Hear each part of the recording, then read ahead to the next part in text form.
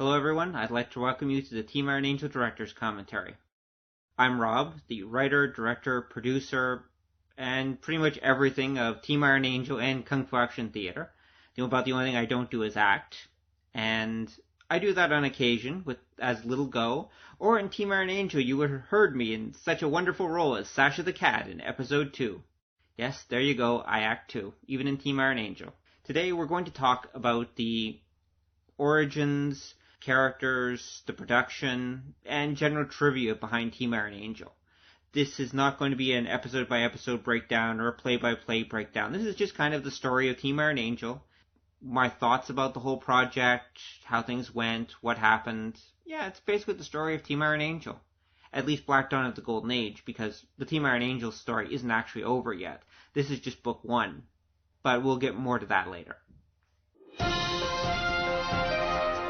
Origins. Well, as you are probably going to be highly unsurprised to learn, I'm a superhero fan. I always have been.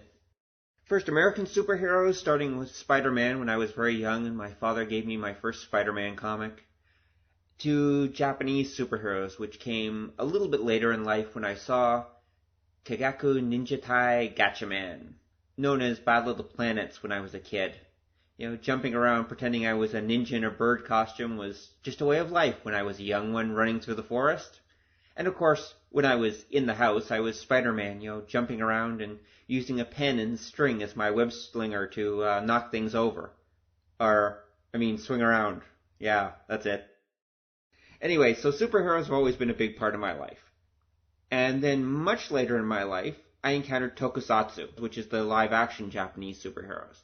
Those also had a bit of an influence on me because I was a big tokusatsu fan, like Kamen Rider, Sentai, Metal Heroes, Ultraman, as anyone who knows my nickname Ultra will be really surprised to learn. Anyway, so I love superheroes, I always have. The idea of interesting people going interesting places, doing interesting things with cool powers and occasionally cool costumes, just always appealed to me. Fighting the forces of evil. So, in the late 1990s, superhero comics really sucked. That was the period where I got into Japanese superheroes because at that point it was the age of Image Comics, and superheroes were all about big, constipated-looking tough guys and hot ninja bimbos beating the crap out of each other with no story, no wit, no style, no nothing, just it looked good. It was literally the Image age of comics. The title of the company that started it all is probably the best description for that entire period of comicdom. It's called the Iron Age of Comics. Iron is the best way to describe them, I believe, because they were cold, hard, boring, and uninteresting, which I think describes Iron pretty well. Nothing at all like the stories I'd read in my youth, and nothing at all like the other stuff that I'd like to read and watch, like The Three Musketeers. Three Musketeers is probably one of my most favorite stories ever. I'm an absolute huge fan of Alexander Dumas. A little more modern, comics-wise, Fantastic Four. I always loved team books, Fantastic Four, X-Men, but I always admired the Fantastic Four in particular because there was a real feeling of adventure. They were superhero adventurers as opposed to people who just fought crime. And there was also a feeling of camaraderie and family that went with them. So the Fantastic Four was definitely an influence on me. And the other show, and it was a show, not a comic, that I'd say affected me was Stargate SG-1. I'm a big Stargate fan. Still am, have been pretty much since the beginning, since I saw the original movie many, many moons ago when I was in university the first time. And yeah, Stargate about going new places and adventuring and about a bunch of people trying to accomplish impossible tasks and pulling it off with style.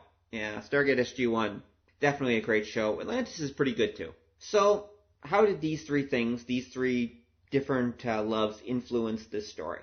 Well, The Three Musketeers influenced the structure. As some of you may know, The Three Musketeers was originally a serial novel.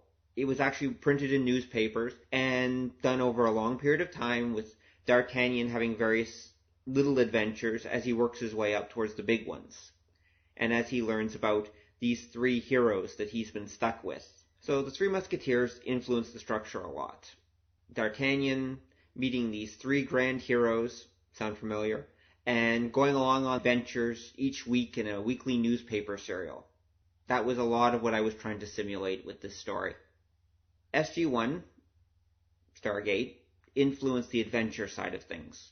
Going interesting places, doing interesting things, meeting weird bad guys. And the Fantastic Four was where I got a lot of the camaraderie from. I mean, I got it from SG-1 too. I always found that SG-1 and Fantastic Four are actually very similar. Just the Fantastic Four have superpowers and SG-1 doesn't. Which, in a way, I suppose makes SG-1 more interesting, because they have to do it without any extra boosts. But of course, I love the whole concept of superpowers, so I wasn't about to skip that. I wanted to create a team of superhuman adventurers who would travel the world, and I didn't want them to be superheroes per se, but I want to be more human characters dealing with threats that normal people couldn't handle, like weird mages, for example. So I made them mercenaries, which seemed to fit the 21st century quite well, since I would say this is the age of the mercenary, this is the age of the corporation. Big interests. And I created this globe-spanning security company, Arclight, which is my good guy security organization. There was a bad one too, but that'll come up later. And yeah, this company which they worked for would send them off all around the planet to do interesting things, and that was going to be my hook. That was going to be how I got them to their adventures and focus the story. How are they going to accomplish their goals this time?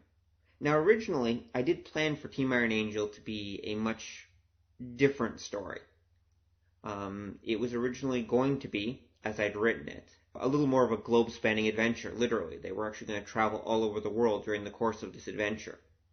But when I actually sat down and wrote it, or I should say revised it, I began to find that I found it more interesting to make it more of a tighter, focused drama. I wanted something where the characters were interacting with other characters in a very tight, enclosed situation, like the mountains. I found I really didn't need to send them all over the world just to have things interesting. So I didn't. Anyway, so on the audio drama side of things, I also had a couple influences in this story. Decoder Ring Theater was a huge influence, if for no small reason because it got me into audio drama to begin with. If people listening to this haven't listened to Decoder Ring Theater, I can't go into how much you are missing. I really can't. Greg Taylor is an astonishing writer and puts together an astonishing bi-weekly radio series of great work starring himself and his wife and others. I'm just in awe of him. I really am. But listening to podcasts at Decoder Ring Theater really got me into audio drama podcasting. And then shortly after that, I discovered the old-time Superman radio dramas. The old Supermans, 12 minutes long each, little micro-adventures of Superman in serial format. They're usually actually about 6 to 8 parts long each. The old Supermans are absolutely just fun to listen to. It's amazing how much they managed to capture, just in a simple, focused, useful adventure. And I can understand why those old Supermans were some of the most popular things on radio when they were aired. When I heard them, I thought, yeah, you can do good superhero, not just Shadow or Red Panda style superhero, but actual good superhero radio dramas. That's what Superman made me believe. Not just that a man could fly, but that a man could do good radio dramas about characters with superhuman abilities. But I still wasn't quite sure how to pull it off. And then I heard a play called Sonique by Tem Tu Bui. And Sonique was about a kind of Fantastic Four X-Men-ish group that go around and, have typical superhero adventures. It also had a little bit of the teen family thing going on, which, okay, I liked. I thought was pretty good. But the most important part of Sonique, for me, was the audio engineering. How Tem Tu handled superpowers with sound effects and handled motion with panning and audio techniques and such. It made me truly understand the power that was available with modern audio engineering software, and how we could take things a step beyond where Superman was. And that was the final straw. Once I heard Sonique and I thought, okay, this is how it should sound. Superman is how it should feel. Decoder Ring Theater is how it should be written. I'm going to combine these three things, and I'm going to do my best to create an action, adventure, superhero, serial audio drama. And that's where Team Iron Angel came from.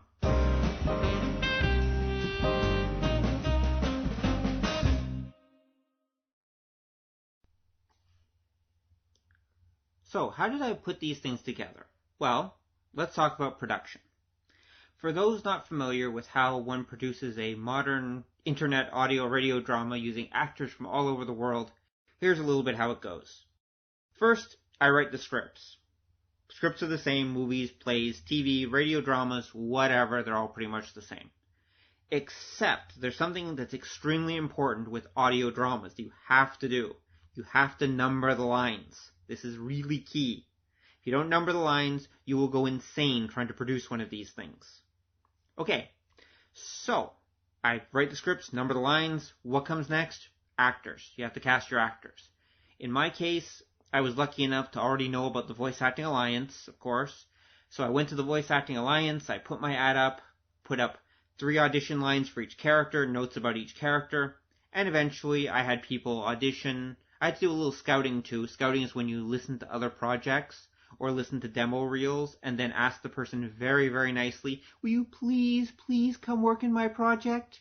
And them being usually cool people with a lot of style and charm and wit will look down on you kindly and say, yes, poor little director, I will be in your project.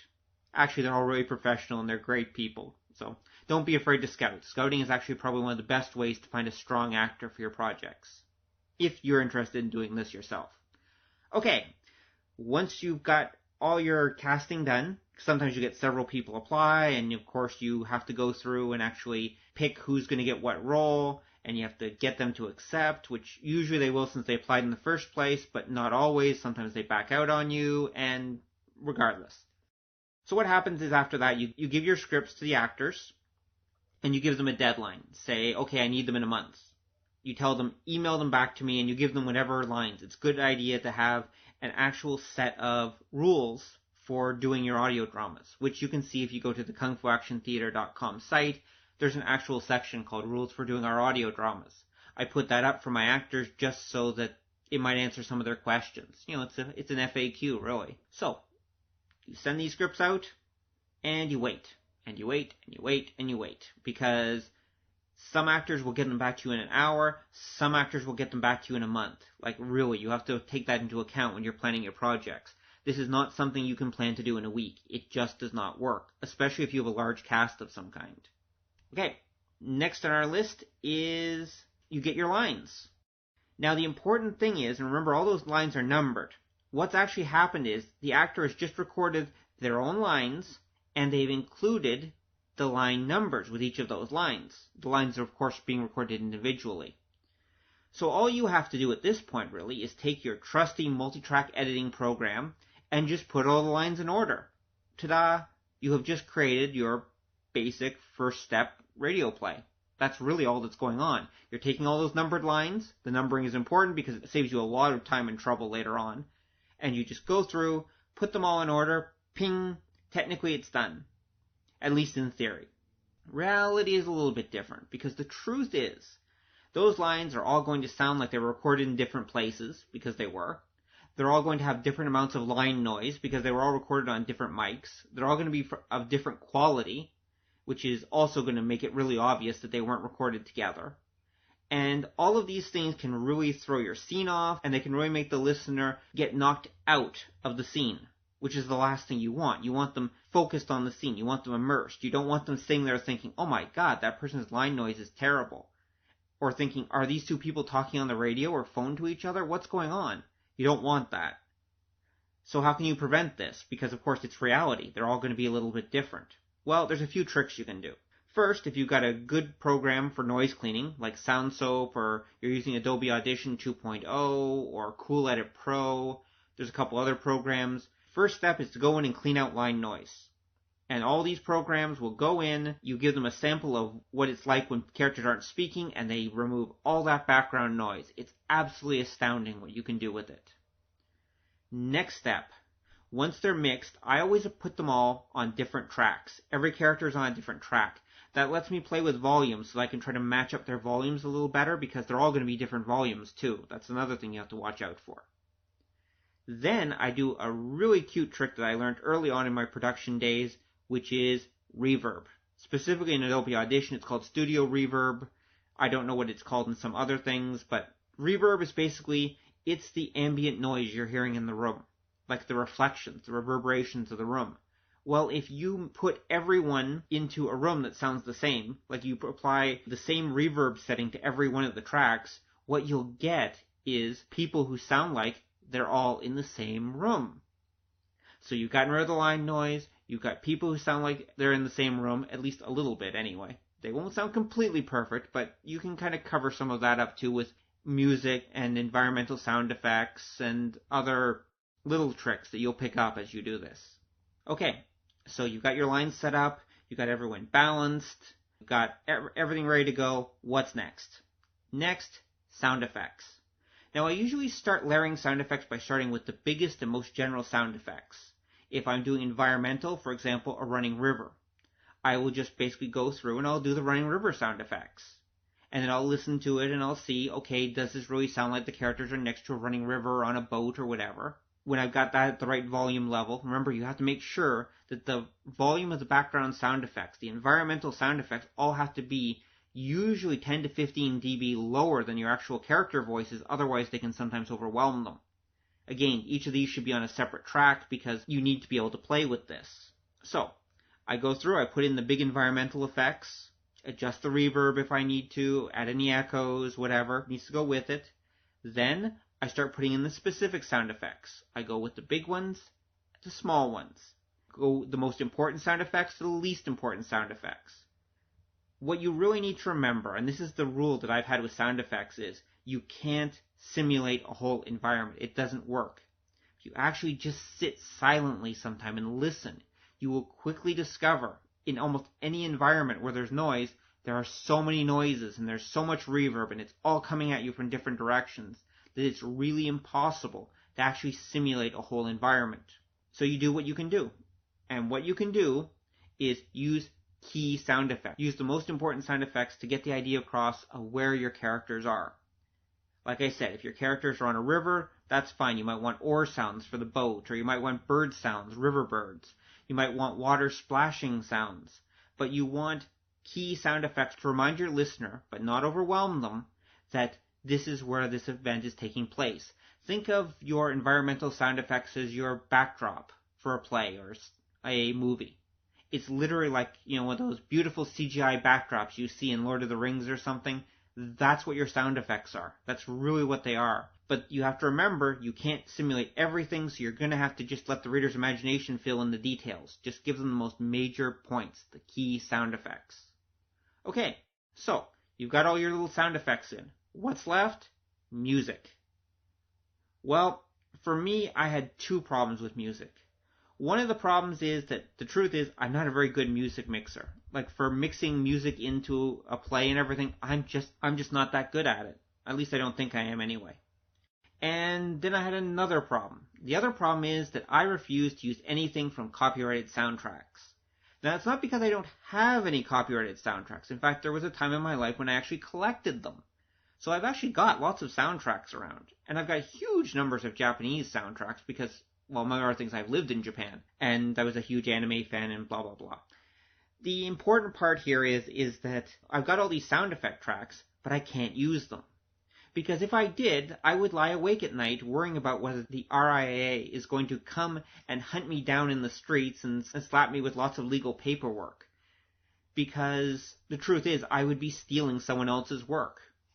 Like, I know that most of the other audio drama groups that are out there, with the exceptions of I know Dakota Rings Theater and probably a few others that I haven't heard, actually have no problem. They use music and sound effects from wherever. But, you know something? I'm putting so much work into this. These are my original creations. I'm not doing fan works here. I honestly want to be able to keep my rights to these things. And I'm not about to give that up or make the stupid mistake of using, music and sound effects from, Lord of the Rings or something like that, and then have Sony come knocking on my door and completely shut me down after the hundreds of hours of work I had to put into this thing. So there's why you're not hearing a whole lot of music. I know some people have asked, why don't you use more music? And the answer is because I don't have that much music. But I do have some. And you're probably wondering where that music came from. Well, anyone who listened to the actual end credits of any of these things, you hardy few, would actually know that the music comes from SoundClick.com. Now, one of the things on SoundClick is it's where independent artists sell their music. But some of those artists, such as Peter Chen, Stefano Maccarelli, Danny Schneidermeister, and the amazing Canadian band Uncle Seth, who you heard at the end of episode 10, all put some of their music up under the Creative Commons license for people to use in trade for basically giving them credit and promoting their work. So I use their work and I give them 100% credit for it. They basically give me free usage of their work. They've been incredibly kind. I've actually talked to some of them, not all of them. I checked with them. They're like, okay, no problem. They've been incredibly kind, and I owe them a lot. I mean, really, they helped make this work. Especially Peter Chen, who basically just donated his whole music library to this project. Not all of which worked, not all of which fit, but the opening and ending themes are both his, and I think that's made a real difference in making this project sound as good as it does. You do hear some other music, and that's some royalty-free loops and jingles from the Apple iLife sound effects collection, which I had access to as well. That music I use sparingly because I'm not that good at mixing it. Sometimes it worked, sometimes it didn't, but mostly I just use it to accent certain scenes and such.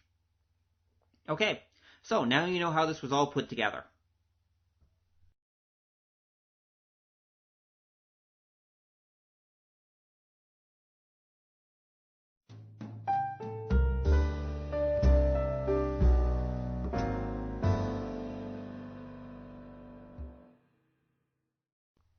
Goals.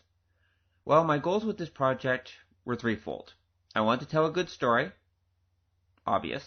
I want to experiment with the form of audio drama. I want to kind of test it out, see what its limits were, see how far I could push it. And also, I wanted to just see if I could pull it off. This was a long project, and I'd never tried anything this long before, or this complicated, and I wanted to see if I could actually do it, from production to writing to acting to finding sound effects, music, everything. It was a massive undertaking, and I wanted to see if I could do it. So let's talk about story. So I want to tell a good story. Well, what's a good story? A good story is about interesting people doing interesting things. So, with that in mind, I always tried to push the characters. I always wanted to see them work for their goals. I want to make them have to work to achieve what they did. For me, that's always been an important part of storytelling.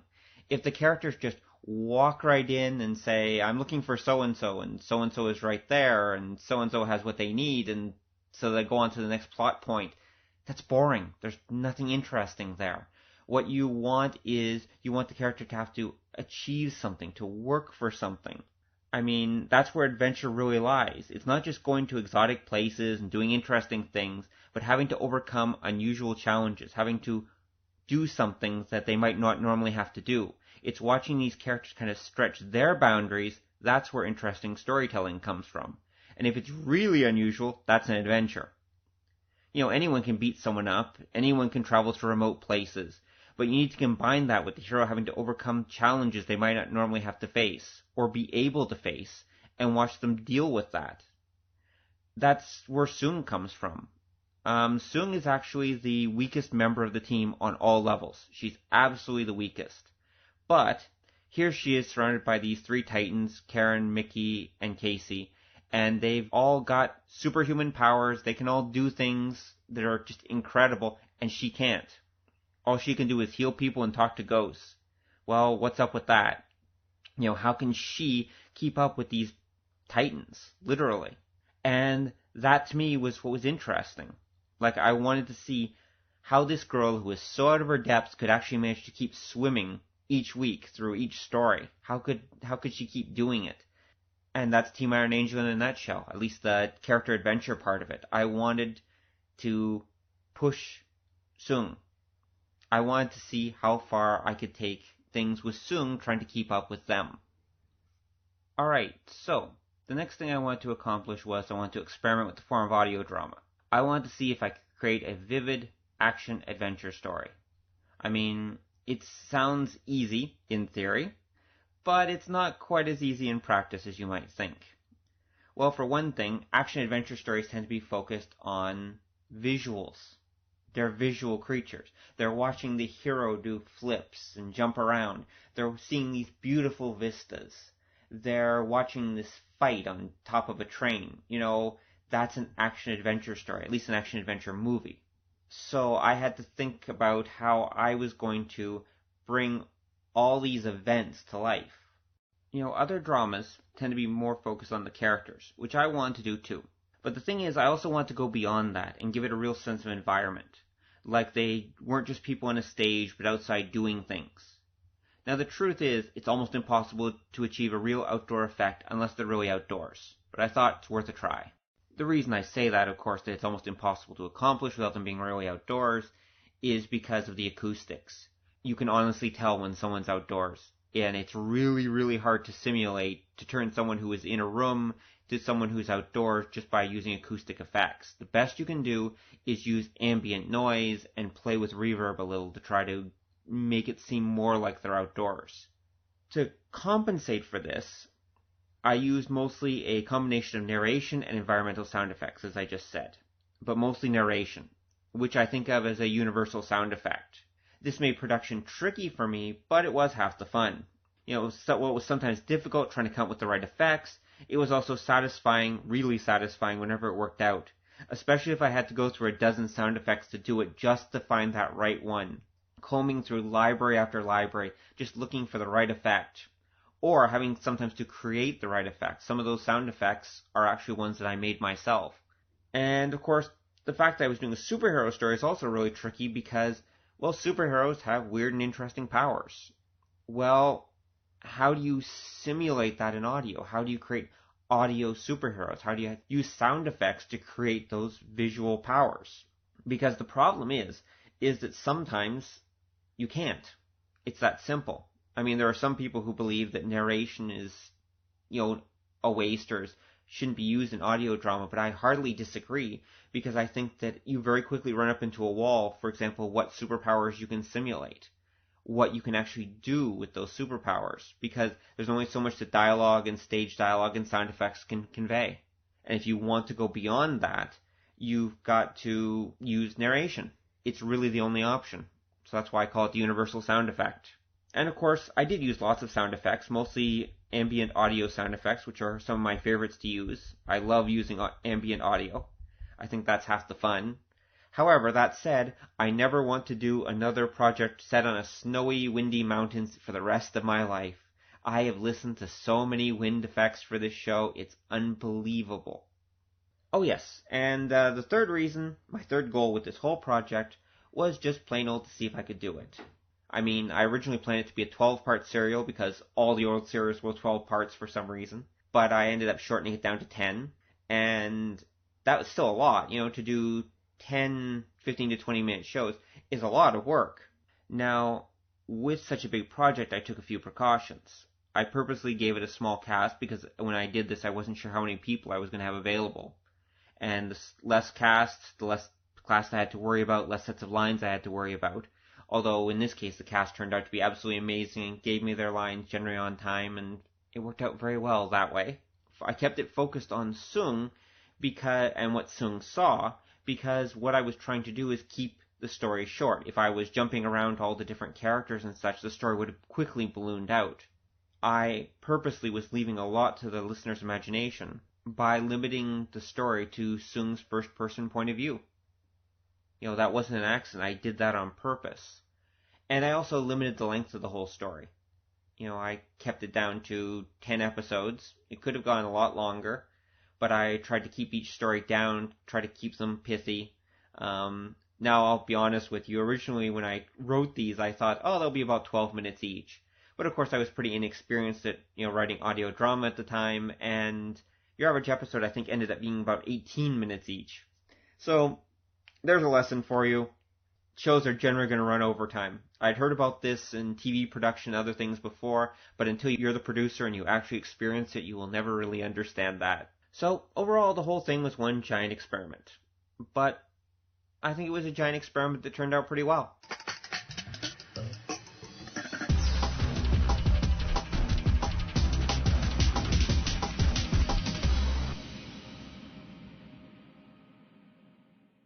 Evolution. So, back as I said in the 1990s, I created the team. I just sat down one day and said, okay, I want to create this superhero team, or specifically a team of superhero adventurers, who will go around, do stuff. Who are they going to be? And so I sat down and I figured the team out.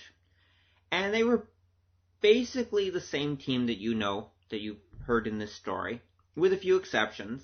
Sung was originally planned to be much more petulant. She was going to originally be kind of more of a unhappy brat who was forced to be in this situation. There's still traces of that.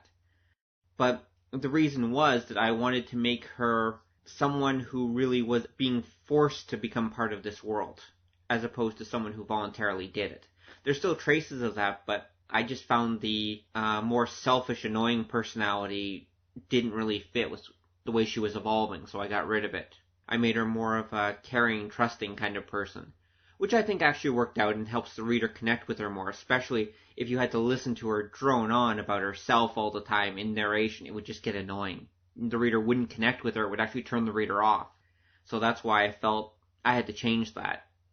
So yes, I had the original team. And a little bit later, I did a series of short stories about D-Ranger, another Kung Fu Action Theater character, of which the first adventure has been turned into a radio play, but the other 9 D-Ranger stories that I wrote, I haven't decided what I'm going to do with them yet. I might do more D-Ranger stories. If I do, they'll definitely be different than the ones that I actually wrote before.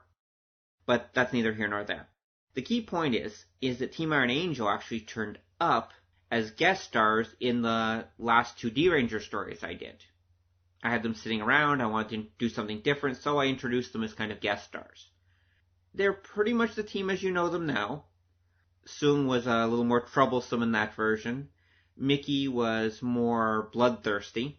I treated her almost as a more Wolverine-type character in that version, as I've mentioned in my development of the characters. Mickey's always been a bit troublesome, but in any case. So, they're essentially the group you see in the radio drama.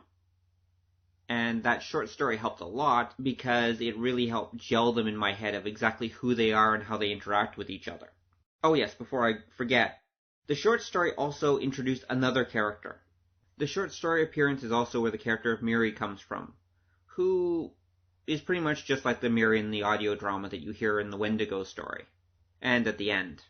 Although in the original story she played a slightly different role. Miri, I'd have to say, is one of those characters that was a minor character, but for some reason just took on a life of her own in my head, and I'd have to say that I hope at some point in the future I could probably do something more with her. But anyway, that's for another time. Alright, so, flash forward, 2006, I'm involved in podcasting, I'm reading audiobooks, and then I eventually decided to try my hand at radio dramas with the Little Go series. I had one Little Go story, Emperor's Cousin, under my belt, and I decided to do this audio drama. So, I needed voice actors. Luckily, through Emperor's Cousin, I had come in contact with the Voice Acting Alliance, so I put up ads on the Voice Acting Alliance saying, I need people. Now, the Voice Acting Alliance did influence things. Did influence the very fact that Team Iron Angel was done as an audio drama, because the Voice Acting Alliance has the interesting quirk of being mostly women. That was the other reason why you've got a all-female superhero team, is because I mostly had female voice actors to work with. Like, my main source of voice actors was mostly female, and so I thought, okay, I have this story about these female superheroes, and I have a collection of female voice actors. Why not? So I put them together, and that's why Team Iron Angel leapt to mind as the obvious choice when I knew I wanted to do a superhero team story. So, originally, I wrote a story about how Team Iron Angel goes around the world, and they were actually battling a demon queen. There was no Nikolai, no Feng, no Wan, and it was a fairly typical Indiana Jones type romp. But when I started to script it, I decided it needed to be more focused on story and character rather than epic adventure. And originally, I had a prologue for the story, prologue section, where they were adventuring in the mountains. But that only lasted like 2 or 3 episodes, and then they were out of the mountains, out of the Alps, and off traveling around the world. So what I basically did is, I took those 2 or 3 episodes worth of story, and I expanded them out, created new characters, moved things around, and turned it into what you see as Black Dawn of the Golden Age. Now, about the characters, a little more anyways, about the secondary characters. Nikolai was originally meant to be a cyborg Russian wrestler type character, almost more of a comical villain. But when I started to write him, I suddenly had this idea for this weird offbeat character with this old doddering inventor with all his little robot pets who was actually much more of a threat than he looked like he was. So I thought, okay, this is a neat idea. I'll toss this in. I'll make Nikolai. Again, he was meant actually to be a minor character and a one-shot character who only appeared in episode 2. But because U1 did such an incredibly good job of voicing Nikolai, I just fell in love with the character. I just thought that he works so well, and that's why that Nikolai comes back later on. In the original draft, he only appeared in that first episode, so you can guess how much the ending was rewritten. Mickey, who was problematic, as I said, was slated to die halfway through. But again, she came to life, mostly because of the voice actor, and again, I changed the ending for her. And Feng and Wan were also created. Now, originally, Feng and Wan were planned to be agents for a greater villain, a boss villain, if you will, who would actually appear at the end of the story. But they also took on their own life, and I decided that they worked better if they were just acting on their own, just as a pair of mercenaries. That way I didn't have to deal with another character. I was trying to keep the cast down. And also the two voice actors. Originally Ty Konzak was cast as Feng, and he did an amazing job as Feng. And I knew I had to find a strong actor to match him, so I found Morningstar Smiles and asked her, and she was gracious and signed up as Wan. The two characters were so strong that I felt, I'm not going to dilute them by making them work for someone else. I'm going to let them be on their own and let them have their own fates. I think they worked out pretty well, actually. And then, of course, the boss monster they probably would have ended up working for ended up turning into just an air elemental that they were actually the boss of. But I guess that's questionable, isn't it? Who ended up ruling over who in the end?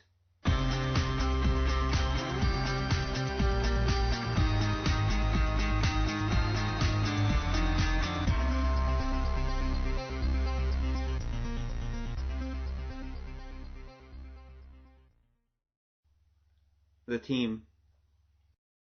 Well, I suppose the most obvious question some people might ask, or maybe not, really doesn't matter anymore, is why are they all female?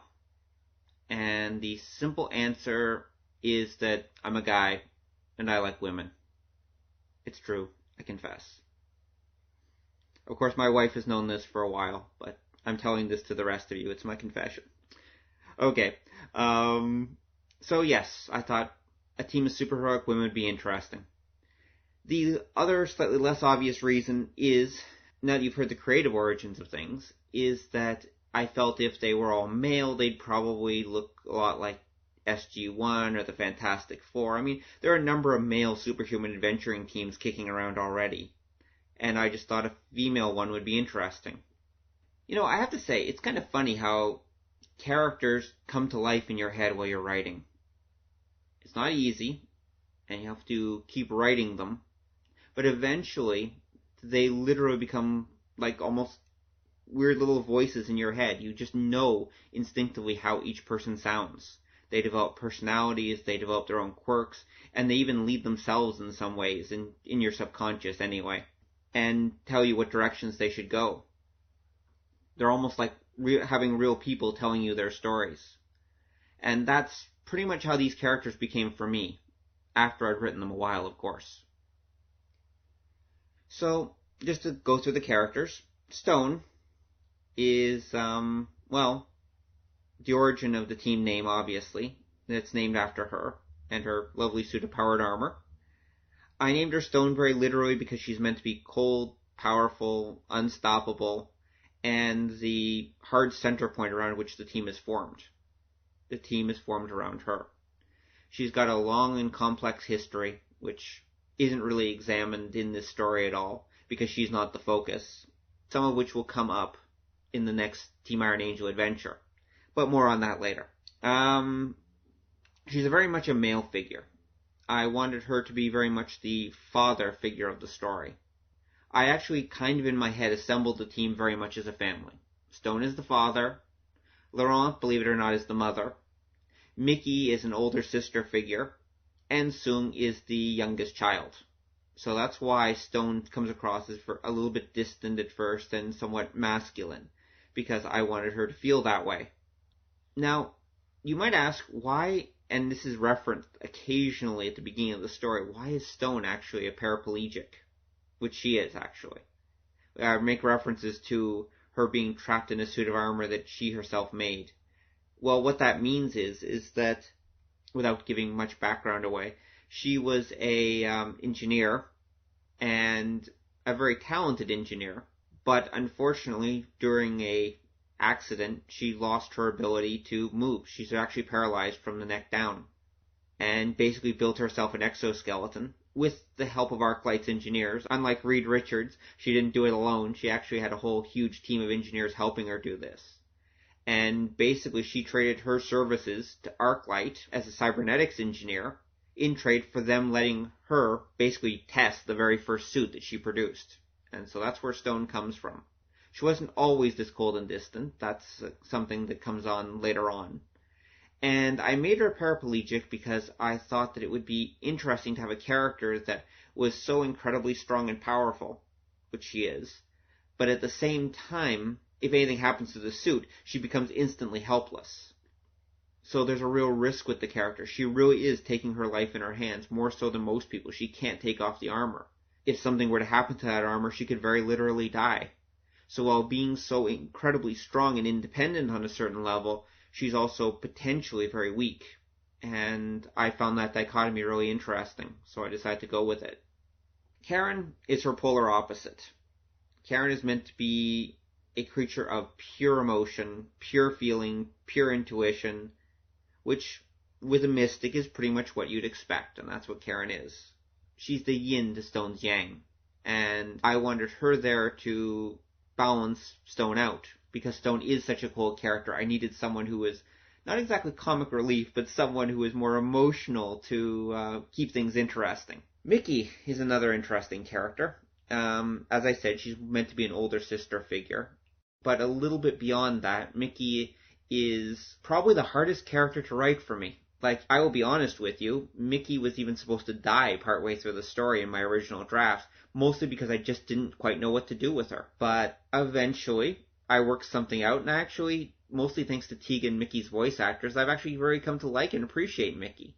She very much is the sense of humor of the team, which is kind of what I originally intended, but it took a lot of work and a lot of writing before that really came out. She's meant to be the sense of humor, but at the same time, she's also one of the more powerful members of the team in her own way. I'll sum it up that way. Mickey is the trickster, the jokester, but she's also in very many ways the spiritual side of the team. Karen is more emotional, Mickey is more spiritual. She's got that c'est la vie attitude, and that's something that really came out more than I expected. Tegan really brought that out, and that's something that I came to really appreciate and like about Mickey. So, that takes us to our last character. Now, Sung is meant to be an everyman character, someone who's learning about this whole world through the company of these three great heroes that she's gotten stuck with. I specifically made her a bit of a country hick, because I wanted her in the classic fashion to be really ignorant of the world so that the viewer could really learn about this world through her eyes. And I wanted there to be a sense of freshness to her that the listener could relate to. I mean, everyone's got their own experiences, but everyone, like the three blind men and the elephant, has their own little pieces of the world that they understand. And I wanted her to know as little as possible going in so that as she learned it, the audience would also learn it. That's also why it's her telling the story. You're getting her version of these events. Maybe they're somewhat romanticized, maybe some things are emphasized or toned down. But the key point is that she is the viewpoint which the audience is going into this world through. And I purposely did that because I wanted the audience to feel attached to her, because she's the one that's going to be in peril the most.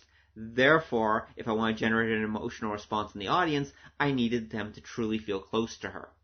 Not just because she's the youngest or the weakest or anything like that, but because she is the heart of the story. And I wanted the audience to connect with her, to make the story more real for the audience.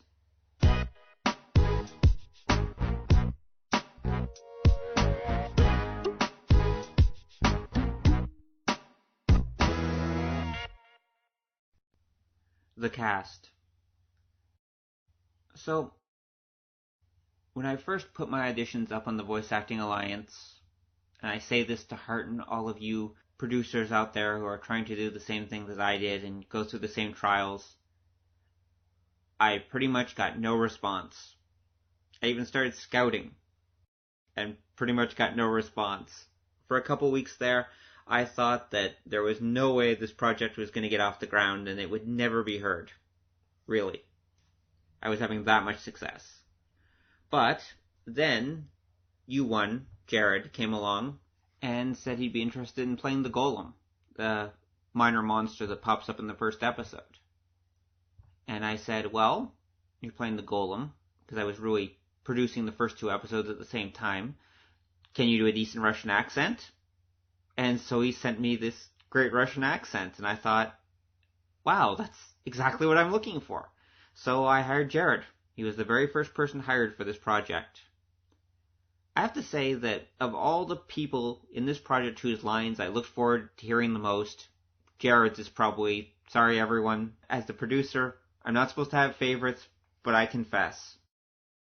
Jared's lines as Nikolai were probably some of my most favorite lines in the entire story. I just love listening to his voice. I don't know why. There's just something about the style and warmth that he carried at Nikolai that really made the character come alive for me. And in no small part, that's why Nikolai turns up as much as he does, as I mentioned earlier. So enough about him. So the second person was Fiona Thraille, who plays Laurent. And Fiona, I have to say, has been an absolute godsend. She really has. Not only did she do an amazing job of playing Laurent, she ended up becoming Sister Cat in My Little Go plays, and has become a really good friend. I really appreciate her comments and her help in editing some of these scripts. Some of the later scripts she actually helped edit a bit. And no, she did not actually add any Laurent lines. But, if anything, she was trying to take them out. So, yes, Fiona has actually definitely been one of the greatest assets I've had in producing this play. Another great asset has been Amanda, who plays Sung, and the narrator. Now, originally I was even thinking of having it be 2 different people, just for the sheer amount of work involved. But Amanda came along and was willing to do both roles, and I said, okay, let's see what you can do. And to say she did it is an incredible understatement. Amanda really put her heart into this project, and is really to be commended for the amount of work that she did. You would not believe how many retakes, how many lines had to be redone because of line quality or other issues. It was really staggering. But she did it all, and she did it all without complaining. Except when I played the occasional practical joke on her, which I really do apologize for, Amanda. I'm sorry I gave you a heart attack. She's the heart of this project. Her warmth, her charm really brought this whole project together. And I really couldn't have done it without her. Thank you, Amanda. The next person who signed on was Alana, who I have to say really shocked me when I heard her real voice because it's so different than Stone's. Stone doesn't have many lines in the first part of the play, and I explained that to Alana, and she was a real trooper. She said, okay, I understand this, how I was trying to keep Stone distant at first and then slowly bring her in.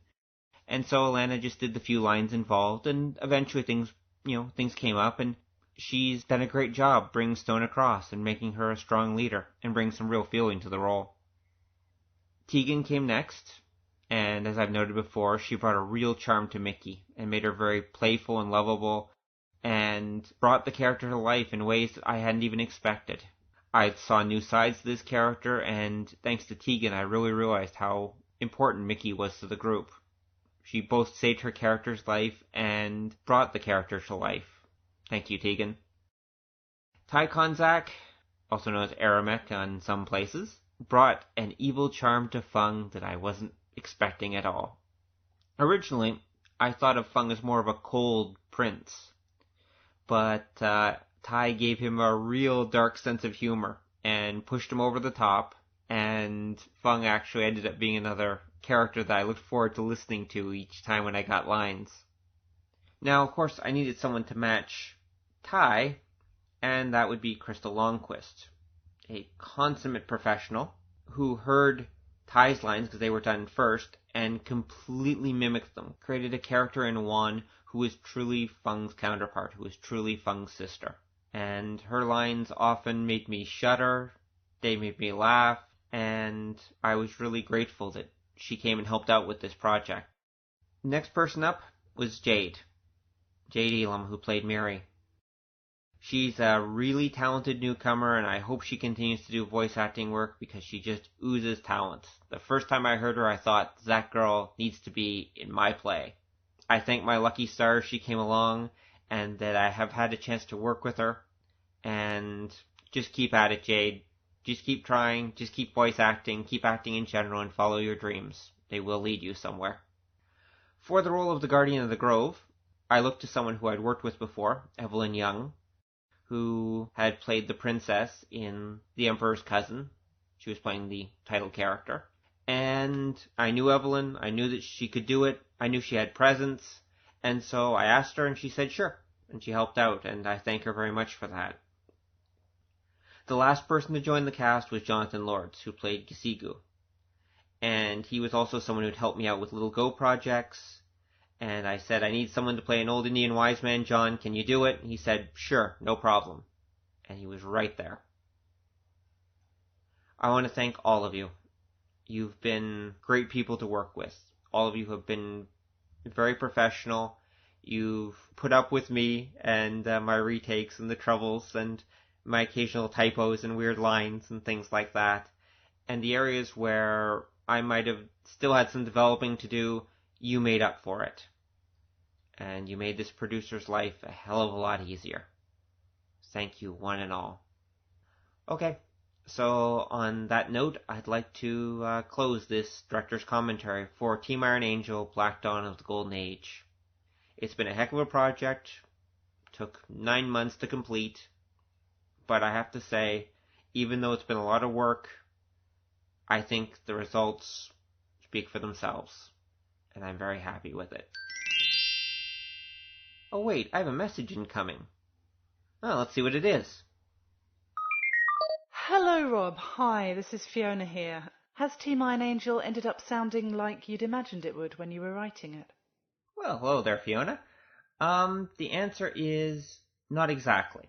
I mean, when I was writing it, I did have ideas in mind, and I had a mental conception of how the whole thing would sound. But in actual production, with the actors delivering their own style of lines, and of course the way it comes together with sound effects and everything else, I would say that it ended up being even better than I'd actually imagined it. I mean, it would have been nice if I could have given epic music scoring to the whole thing, but unfortunately, because I'm only using Creative Commons and public domain music, my scores were pretty limited. I'll see if I can fix that for next time, but it would have actually, I think, added a little more of an epic feel to it if I had more music to work with. But except for that, yeah, I think that overall it sounded really good, and I'm very happy with the results. Does Arclight Securities Corporation symbolize anything? Well, an arc lamp is a type of lamp that's extremely powerful and cuts through the darkness. And I see the 21st century as being what perhaps may be humanity's next age of darkness. It's very possible, depending on how the economy goes and the other problems that face us. So I created the Arclight Corporation, my idealized corporation, which works towards trying to get humanity through this difficult time and towards the light at the end of the tunnel. It's hopefully showing us the way. They're employing every resource necessary, every resource humanity has to offer, including humanity's best and humanity's brightest. Of course, they're really the result of me needing a, we'll call them good guy, and I mean that in a relative sense, organization to back our heroes and to send them on adventures and to get involved with things. The Arclight Corporation has a lot of depth and mystery surrounding it as well that we don't get into in Black Dawn of the Golden Age at all, but which will hopefully come out in future Team Iron Angel serials. Can you tell us anything about what's going to happen in the next series? Well, The next series is called Team Iron Angel, Lion of God, and will mostly be about Stone and her history. It will still focus on Sung, of course. She is still the main character. But it's going to be delving into Stone's past, and how that past will affect humanity's future, actually.